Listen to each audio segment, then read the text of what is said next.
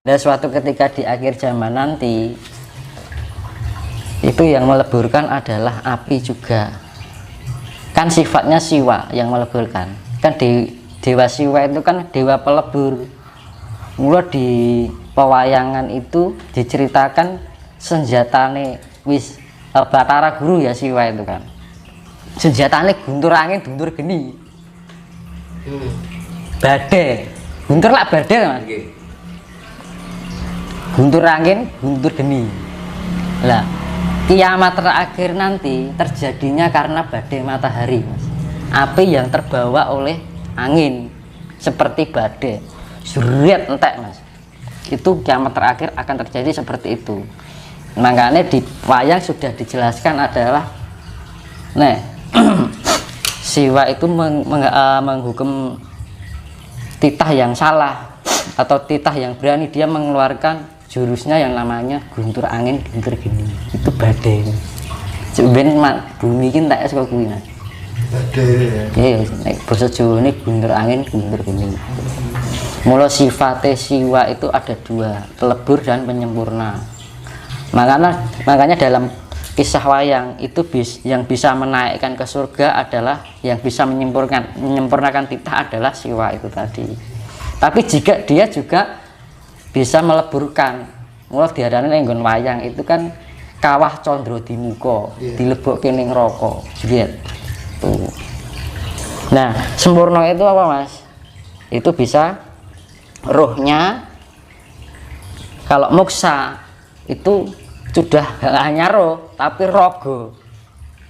Makanya fungsinya meditasi kalau tingkat pencapaian sampai raga itu lebih susah, karena kamuksan itu lebih mengendalikan cipta, rasa, jiwa, lan rogo. Nah gitu. Jadi kalau kita sudah mencapai tingkat kesempurnaan raga, ini luar biasa Mas. Karena rogo ini kanggonan reget, kanggonan sifat angkara murka. Nah itu. Makanya di dalam gunungan wayang itu mesti kaya ana gapura buta ana loro. Iki simbol angkara lan murka. Angkara itu kan artinya dibilang angkara itu apa? Ego yang berlebihan. Over ya. Nah, itu akhirnya timbullah angkara. Sifat keakuan, merasa benar, merasa pintar. Pokoknya egois lah kan gitu. Paling Nah, ya. paling gitu. Nah, makanya dihindari sifat-sifat seperti itu. Terus buta siji nih, murka. Murka itu apa toh jane? Nafsu yang berlebihan. Akhirnya timbullah kemurkaan. Rumangsa duweni serakah, seneng ngrusui wong liya. Nah, itu murka. Kan gitu. Apakah ini nafsu itu memang apa ya? Apakah nafsu itu selalu buruk atau gimana kalau menurut Mas Tinus itu? Nah, ini saya jelaskan. Kalau kita bicara soal nafsu loh ya. Itu berkaitannya dengan sedulur papat kalima pancer kan. Jadi di dalam wayang itu diceritakan Puntadewa itu pancere. Kalau di gunungan itu merpati putih. Iya kan. Nah, ini gunungan kan ada 5 hewan, ular, macan, monyet, sama banteng. Itu 4 sifat buruk yang ada dalam raga kita.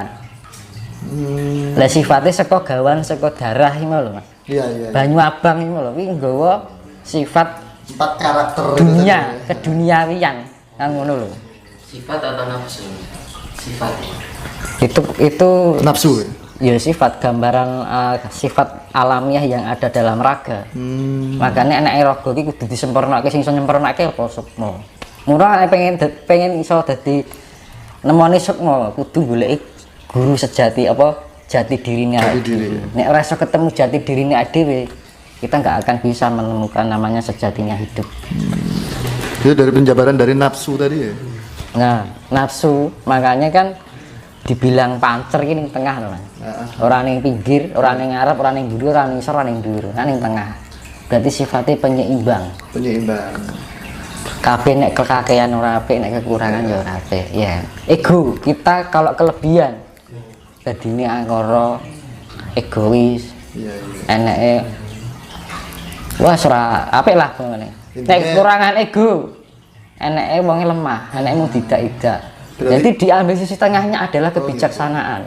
Berarti intinya nafsu itu juga penting, tapi dengan Nah, yang kalau berimbang. nafsu kelebihan, akhirnya jadi angkara murka. Apa murka ya? Murka lah, kemurkaan.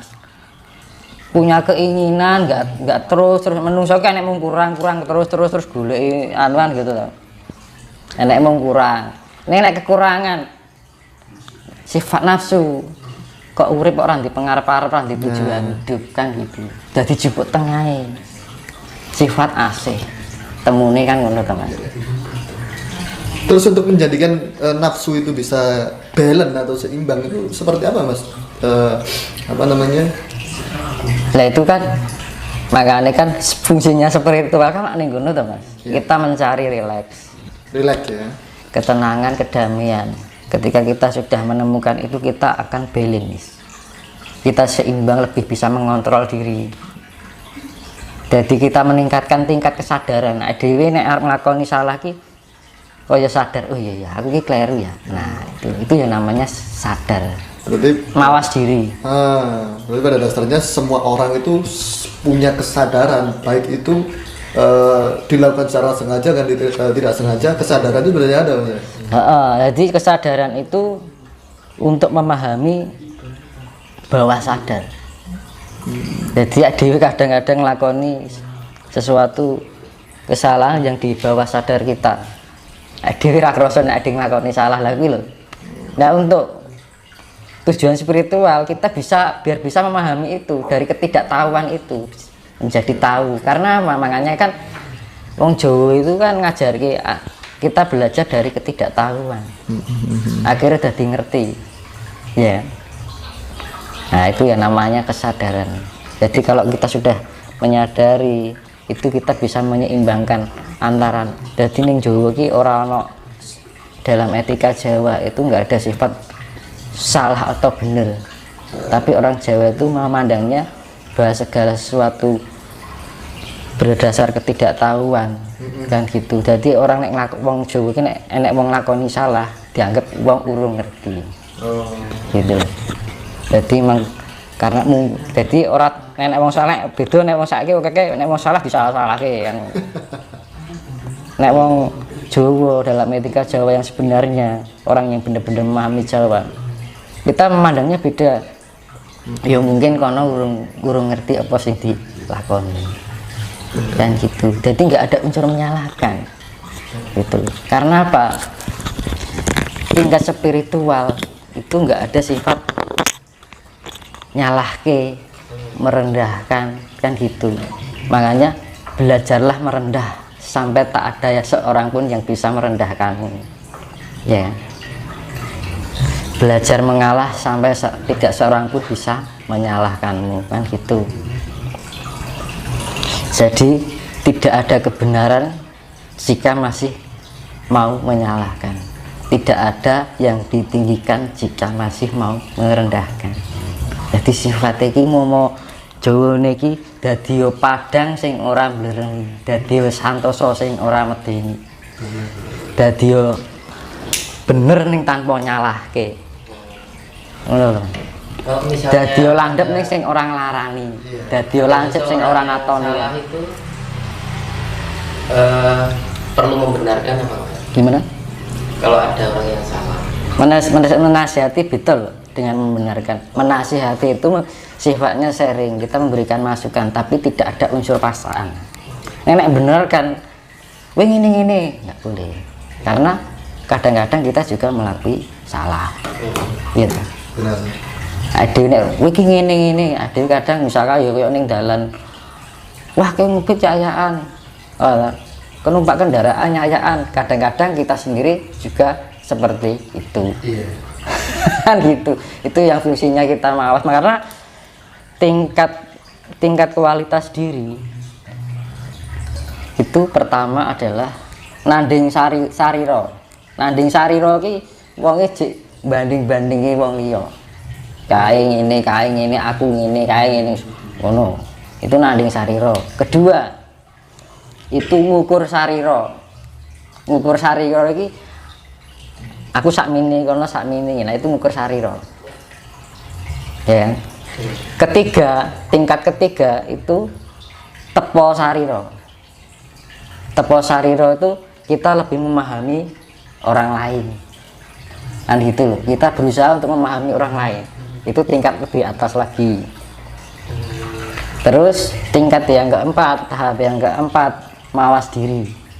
Mawas diri itu kita lebih fokus memahami diri. Boleh memahaminya dewi iki kayak istilahnya introspeksi. Di atasnya mawas diri itu adalah ngulat sarira. Ngulat itu kan ngingeti. Sarira adewe, jadi ngingeti awake dhewe. Itu adalah suatu sifat untuk menemukan jati diri.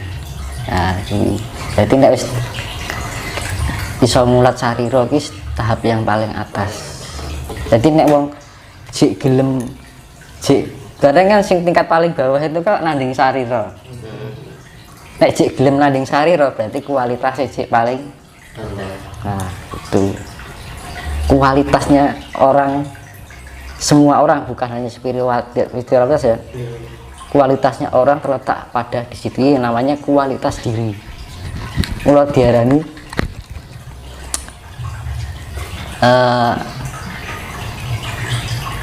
penilaian orang itu tergantung pada apa yang kita ucapkan, ya kan? Karena ucapan itu hasil dari apa yang kita pikirkan dan rasakan. Makanya sak rogo iki paling landhep dhewe. Lambe. Ucapan adalah doa.